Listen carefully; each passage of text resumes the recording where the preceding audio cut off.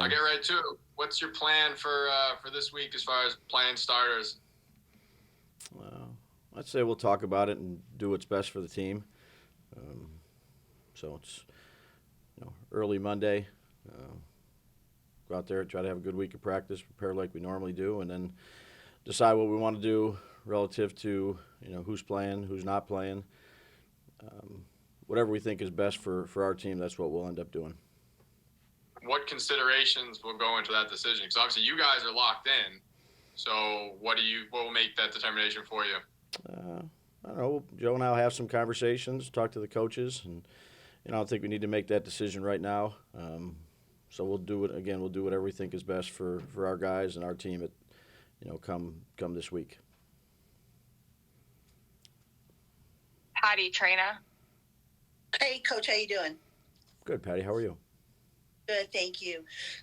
Brian, when we talk about pairings, if you will, or duos, we usually talk about guys who play the same position. But in Daniel and Saquon, you have two guys who kind of make up a unique type of pairing, if you will. Can you just talk a little bit about how each is complemented to each other's game, especially in the running aspect of things? Yeah, the first thing I think they really appreciate one another, the type of teammate that each person is. I'd say they both work extremely hard. They've been here for some time. I think they've had, probably some ups and downs, and they're pretty close. So I think that helps. In the running game, if you are, choosing to use a quarterback on runs, that's a pretty important chemistry that you have with one another between the two of them, with the ball handling and the decision making and the reads. And then in the passing game, those guys have worked hard together to make sure they're on the same page. But both of those guys, I think, respect one another's responsibilities. I think they're good captains for us, and I think they work well together. Thank you. You're welcome. Thank you. Kim Jones. Hey, Dabes, how are you? Good, Kim. How are you? I'm great, thank you. You had a lot to fix when you got here. How did you go from taking this job to turning this team into a playoff team in your first year? Well, it takes everybody in the building to do their job well. It's probably the greatest team sport to be part of. Coaching or playing or being part of a football team. Have a lot of good people that are with me, whether that's coaches, front office, scouting, most importantly the players, administration staff, everybody that is responsible to do their job well. So I'm just one part of the puzzle. Try to do my job the best I can, but count on a lot of other people doing their job well. And that's, again, like I said, a testament to them, and starting with the players. We don't ask you, I'll personalize it. I don't ask you much about your days in Buffalo, and certainly don't ask you about Josh very often, if at all. But I'm just curious if there are lessons learned, particularly from coaching Josh Allen, that you were able to impart in terms of coaching now Daniel Jones. Yeah, no.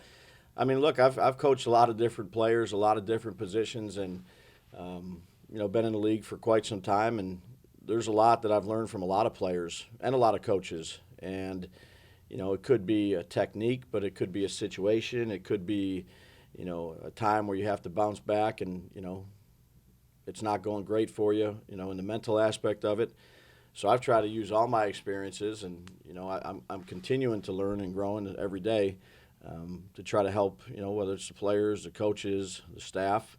I certainly don't have all the answers, but, I think the experiences that I've had, I can draw from and definitely use to try to help really any of the guys that are on our team. Mm-hmm. Bruce Beck. Hey, Brian, what's the most satisfying and gratifying aspect of clinching a playoff spot? I know that you get to play another game. You're only guaranteed obviously 17 of these things now. So it takes a lot of work to get to this point. A lot of work, and it takes a lot of execution. It's extremely hard to get one of these spots. So I think that you should appreciate it. You appreciated it last night. And then you got to get back to work. Once that time hits, it's again a one and done season. But I'm probably the most gratifying is just to see these players have their smiling faces after a game and realize that they accomplished one of the goals was to make the postseason, and I'm happy for those guys. What was it like celebrating with the fans after the game? It was awesome. That was an electric atmosphere, really from start to finish. How great was it when LT came out the tunnel? I think it juiced all our guys up too, and they were great when the defense was up. They were loud. They were there until the end. You notice things like that. I know, I don't know if he'll say it or not, but I can tell you that how much Daniel appreciated, the ovation that he got. So they were awesome. They've been awesome all year. Thank you, Dave. Happy New Year. Same to you, Bruce. Paul Schwartz. Hey, Brian, how are you? Good, Paul. How are you? Good. A couple of quick ones. Some of the Colts were a little bit peeved by Kayvon's Snow Angel celebration. It happened in the moment. I don't think he knew that Foles was hurt. In retrospect, what maybe is a lesson he needs to learn from that, or if not, what do you think of that whole thing? Yeah, I know you guys. I mean, that's a good question for Kayvon. I think he answered it and addressed it yesterday. I'm quite sure he didn't know that the player was hurt, but Kayvon's a good young man, and I know he responded to questions about that yesterday. So I'll leave that to him. Okay, and you've been in situations in other places where the expectation was to make the playoffs every year, and you made the playoffs every year. Not that you didn't appreciate it, but it was something that was quote unquote expected. How do you deal with that versus the euphoria you and the players and front office are feeling now of finally getting back in the playoffs and kind of, you've got a job to do now to say, okay, this was great, but this is something we should kind of expect every year, sort of thing. Well, I think that regardless of where I was, you're always grateful for being able to make the postseason. Each year is a different year for every team that I've been part of, but you don't go into a season saying, "Boy, I hope I win 3 games." You go out there to compete, and with every team that you're playing, and you try to stack up as many wins as you can, so that when you get to a point at the end of the season that if you stack enough up, you make it. But I think you're always, again, this is a humbling league. You're always grateful for the opportunity to participate in the postseason. So I'd say you've put the work and time and effort and energy into it, and when you get a spot, that doesn't change the things that helped you get to where you're at. You just dial back in and go back to doing the things that matter most. Okay, thanks, Brian. Yep. Bob Brookover. Hi, Brian. Hi, Bob. You've been, as Paul just said, you've been in these situations before, and you've been in situations under Belichick and under Sean McDermott where you clinched a spot and were locked into a spot. Does what they did influence you at all as far as what you want to do with your team in a game that doesn't have any meaning in terms of where you're seated? Yeah, I think, look, again, back to what I said with Kim, I think you draw from all your experiences of,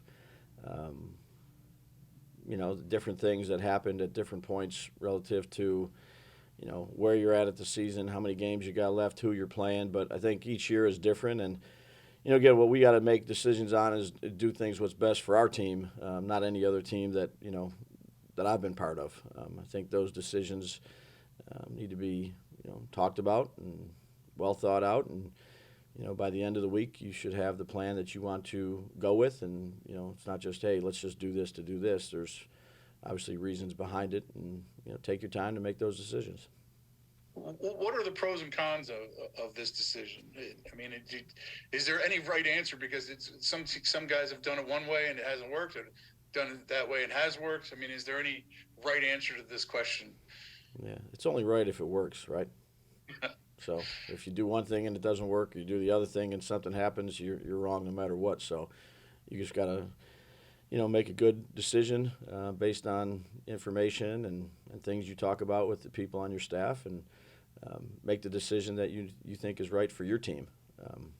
So you go out there and lay an egg, it's the wrong decision. You win, it's the right decision. So that doesn't affect it either way. And one last thing I want to ask you, is it helpful that you can now look at some playoff opponents, and how much time will you spend at looking at the teams you might be playing this week? No, I'll be looking at Philly. That's it? Yeah. Okay. Yep. Okay. Thanks. Art Stapleton. Hey, Daves, what's going on? Hey, Art, how's it going? Good. Bob kind of hit on what I was going to ask you about, just the advanced scouting. Maybe not you Sure. zeroing in on playoff opponents, but the fact that a potential opponent that you've already seen is out there. Do you, as a staff, kind of strategically start your planning for what you're going to see in the postseason? Is it one of those things where you can't wait? If you have the opportunity, you might as well take advantage. Are you talking about like the preparation? Yeah, in terms of The preparation. the breakdown of the tape and things like that? Yeah. No. Really, Look, I've had, you have younger coaches on your staff that have responsibilities in terms of breaking down opponents, that they're always 1 or 2 weeks ahead as the games come in. So, once you get to this season, you try to take a look at, all right, who are potential teams if you're in the tournament or not, and those coaches that do our breakdowns, they work ahead, and they get going on various scenarios, opponents who we could play, because I'll just tell you from experience, I was one of those coaches once before, and there's not a lot of sleeping, particularly when you think one thing's going to happen and all of a sudden something else happens. So you're constantly breaking down as many teams that are in the playoffs in case something happens, because it's long hours, but well worth it hours during this time of year. And just the one thing off of that goes for your coaching staff. What about your players? I know most guys kind of go through the week and they'll just focus on who you're playing, but you do have some guys on your team.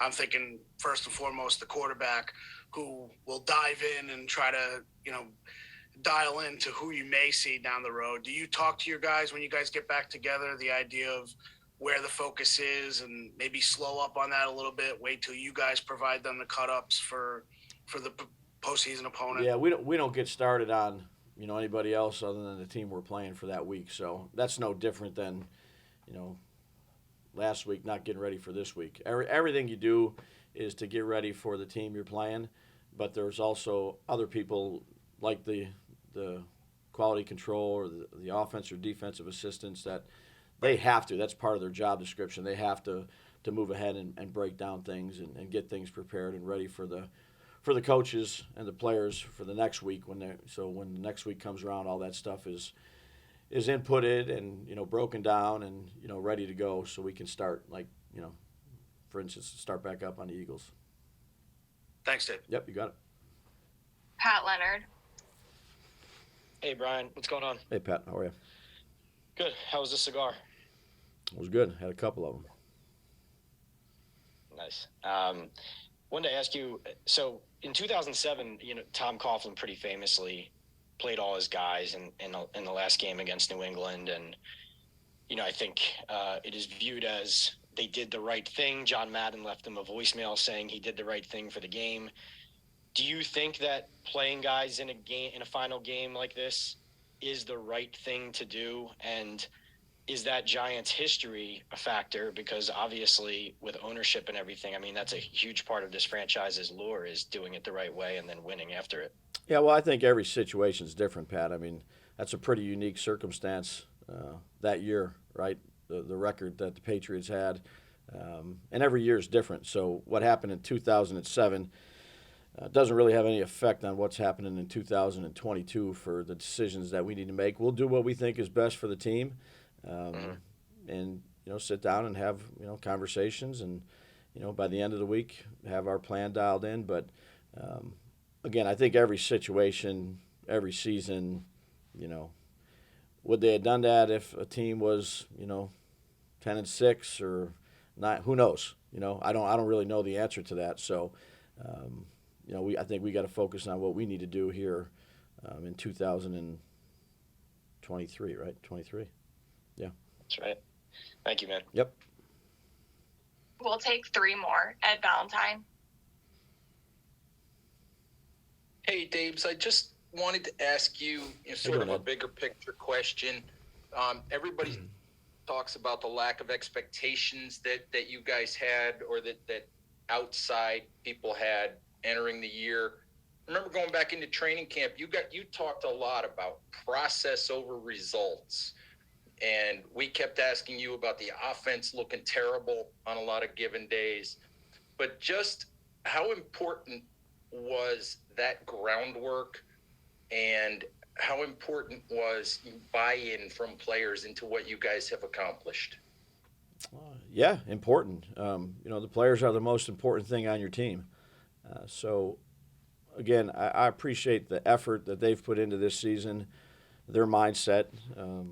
We worked them hard, and, we moved them around a lot of different places. And, again, part of that, training camp and OTAs is to test guys not just physically but also mentally.